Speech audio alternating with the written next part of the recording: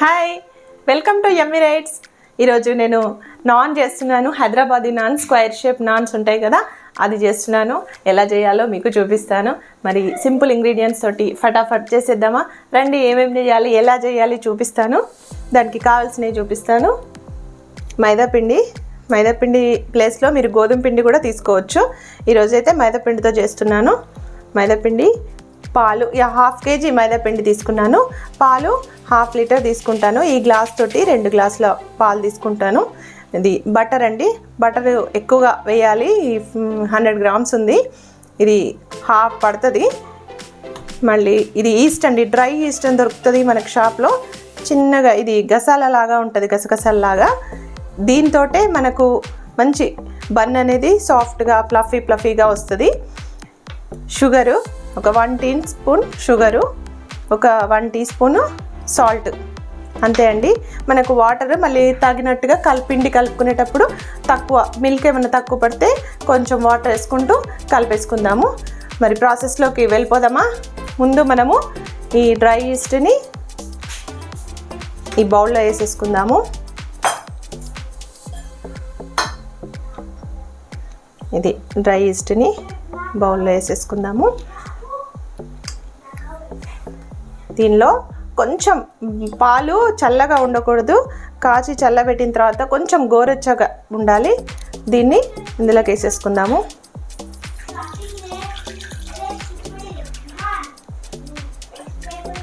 East వేసినాం కదా, east పాలు కలిపి పెట్టినాము. ఇందులోకే షుగర్ కూడా 1 teaspoon షుగర్ యాడ్ చేసుకుందాము. ఇది ఒకసారి కలిపేసి కాసేపు పక్కన పెట్టేద్దాము.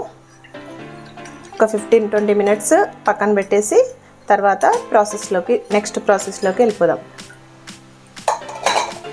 మూత పెట్టేసుకొని దీనికి ఒక 15 minutes ఇలా వదిలేద్దాము. 15 minutes తర్వాత మనము పిండి యాడ్ చేసుకొని దాంట్లో సాల్ట్, పిండి, మనం పాలు ఇవన్నీ యాడ్ చేసుకొని పిండి కలుపుకొని పెట్టుకుందాము. మనం పాలల్లో కలిపి పెట్టుకున్నాం కదా ఈస్ట్, అది 20 minutes అయిపోయింది. ఈ 20 minutes తర్వాత ఇలాగా మొత్తం ఫర్మెంట్ అయింది చూడండి. ఇప్పుడు మనం పిండిలో ఇది మిక్స్ చేసుకుందాము. ఇది ముందు ఒకసారి ఇలా కలుపుకొని అంతా మిక్స్ చేసుకొని చూడండి, ఇలాగా ఫర్మెంట్ అయిపోయింది కదా. ఇప్పుడు ఇందులో మనము బటర్ని కొంచెం మెల్ట్ చేసుకున్న బటర్ని వేసేద్దాం.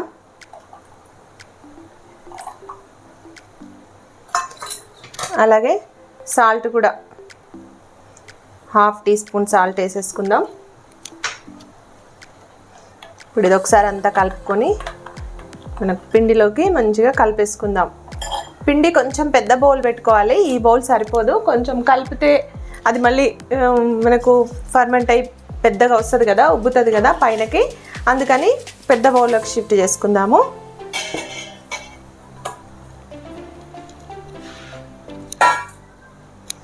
ఇప్పుడు దీనిలో కొద్దిగా అది వేసుకుంటూ మనం చపాతీ పిండి కంటే ఇంకా కొంచెం సాఫ్ట్గా కలిపేసుకోవాలి.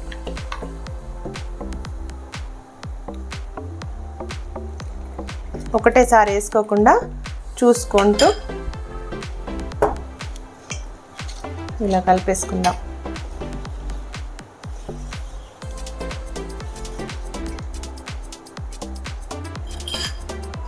అవసరాన్ని బట్టి పోసుకుంటూ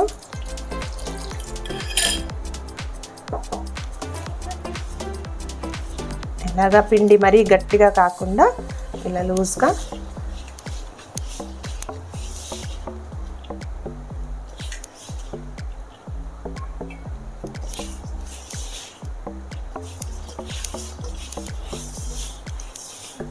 ఇలా కలిపేసుకొని అంతా మంచిగా కలిపేసుకొని మూత పెట్టేసుకొని మనం పక్కన పెట్టేసుకోవాలి. ఒక 1 hour వరకు పక్కన పెట్టేసుకోవాలి. చూడండి, ఇలా మనం పిండినంతా కలిపేసుకున్నాం కదా, ఇదిగో ఇలా రావాలి. మరీ టైట్గా కాకుండా ఇలా కలుపుకొని ఇది మూత పెట్టేసుకొని ఒక 1 hour 1.5 hour పక్కన పెట్టేసుకుందాం. దీన్ని ముట్టకుండా. తర్వాత నెక్స్ట్ ప్రాసెస్లోకి వెళ్ళిపోదాం. ఇది మనం కలిపి పెట్టిన పిండి 1 hour అయిపోయింది కదా, చూద్దాము.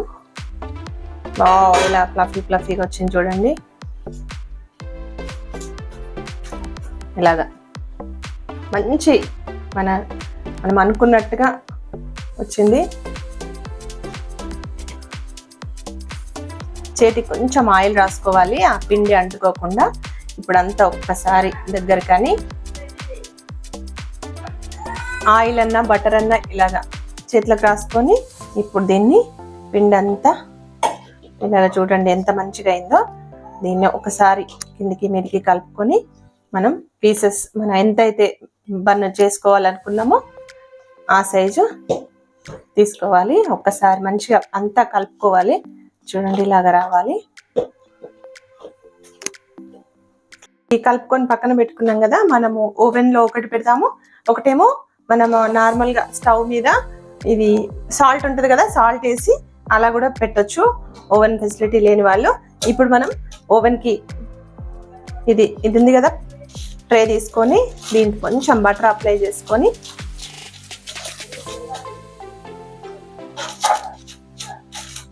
కొంచెం మైదా పౌడర్ ఉంటుంది కదా పిండి, అది డస్టింగ్ చేసుకోవాలి. ఇలా బటర్ రాసుకున్నాం కదా, బటర్ రాసుకున్న తర్వాత మైదా పిండితోటి ఇలా కొంచెం డస్టింగ్ చేసుకున్నాము. ఇలాగే అంతా సరిపోతుంది. అలాగే దీనికి కూడా రెండింటికి చేసి పెట్టుకుందాం.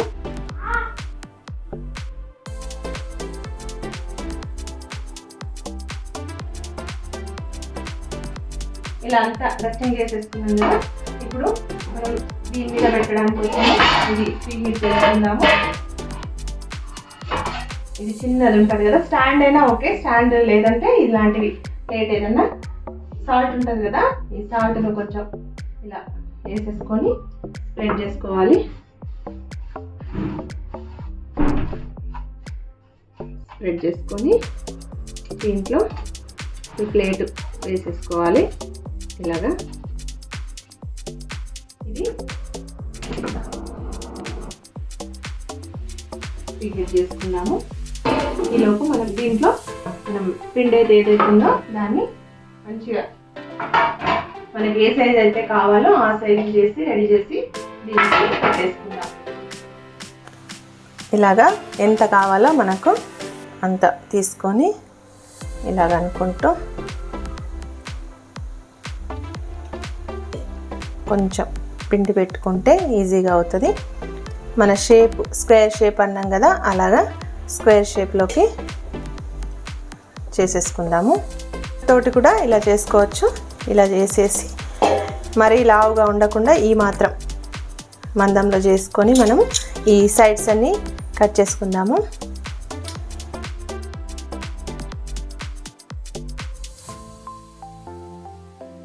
ఇలా షేప్ వచ్చేసింది కదా, మనం ఇప్పుడు దీంతో ఇలా రెండు హోల్స్ పెట్టేసుకొని ఈ ఫోర్క్ ఉంది కదా దీంతో షేప్ లాగా చేసుకుందాం మనం. ఇంతే, ఇలా చేసి పెట్టుకొని అక్కడక్కడ లైట్గా మంచి కుక్ అవ్వడానికి కోసం ఇలా చేసి పెట్టుకొని దీన్ని మన ఏ బౌల్లో అయితే చేస్తామో ఆ బౌల్లోకి షిఫ్ట్ చేసుకుందాం. ఉంది కదా, ఇది డస్టింగ్ చేసుకున్నది ఉంది కదా, దీంట్లో నిదానంగా పెట్టుకోవడమే.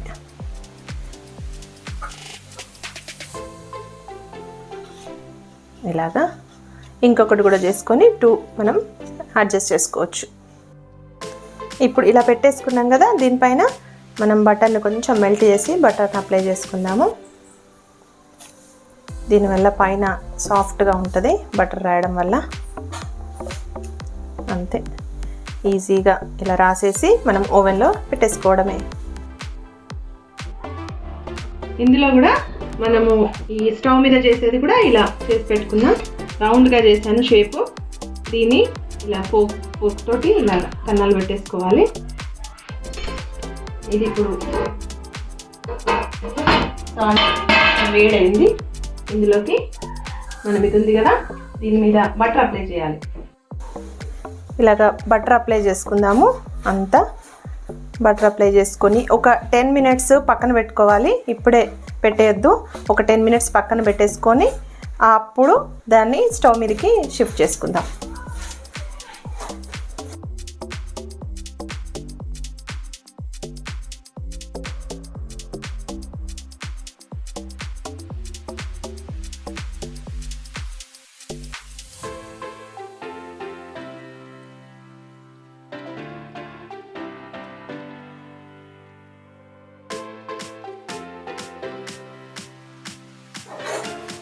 ఓవెన్లో కూడా రెడీ అయిపోయిందండి.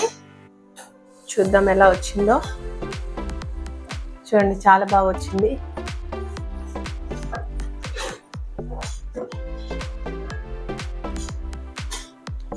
మనం బయట చేసింది ఓవెన్లో చేసింది రెండు పర్ఫెక్ట్గా వచ్చినాయండి.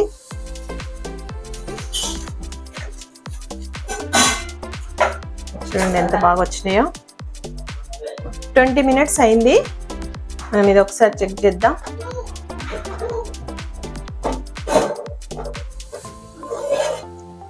వావ్, నైస్, సూపర్ అయిందండి. మన బ్రెడ్ అయితే రెడీ అయిపోయింది. ఇలా చూద్దాం. 2 సైడ్స్ మంచిగా కుక్ అయిపోయింది. స్టవ్ ఆపేసుకొని దీన్ని కిందికి షిఫ్ట్ చేసుకుందాము. దీన్ని ఇలా బయటికి షిఫ్ట్ చేసుకుందాం. అయిపోయిందండి, మన బ్రెడ్ రెడీ అయిపోయింది. దీనిపైన కొంచెం వేడివేడిగా ఉన్నప్పుడే బటర్ అప్లై చేసుకుందాం. కొంచెం పైన ఇలాగా సాఫ్ట్గా ఉంటుంది, అలాగే అందుకని ఇలా కొంచెం బటర్ అప్లై చేసుకోవాలి. ఒక 2 మినిట్స్ ఆగి ప్లేట్లోకి, సర్వింగ్ ప్లేట్లోకి తీసేసుకుందాం. చూడండి ఎంత బాగా అయిందో. బన్ను సూపర్గా అయిందండి. ఈజీగా ఇంట్లో కూడా ఇలాగ ప్రిపేర్ చేసుకోవచ్చు. ట్రై చేయండి ఒకసారి.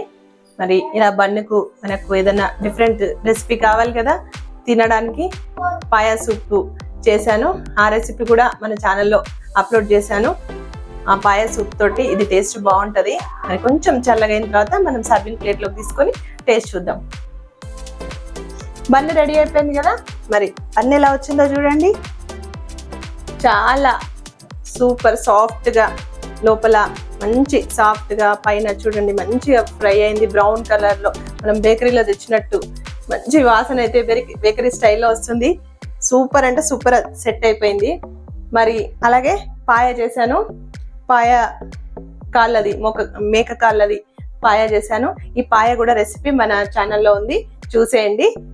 బన్ ఎలా వచ్చిందో చూపించిన లోపల చూడండి. చూడండి లోపల ఎలా ఉందో. మంచి హోటల్లో ఎలా ఉంటుందో అలాగే వేడివేడిగా బన్ను రెడీ అయిపోయింది. ఈ బన్నుని పాయతో తింటే చాలా బాగుంటుందండి. టేస్టీ పాయ బన్ను, హైదరాబాద్ స్పెషల్ పాయ బన్ను.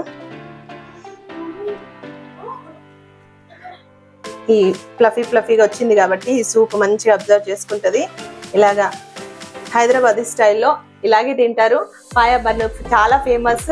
మరి ఈరోజు నేను చేశాను. మీరు చేయాలంటే మన ఛానల్కి వెళ్ళి చూసి చేసేయండి. ఎలా ఉందో నాకు కామెంట్ చేయండి. నేను టేస్ట్ చూస్తున్నాను.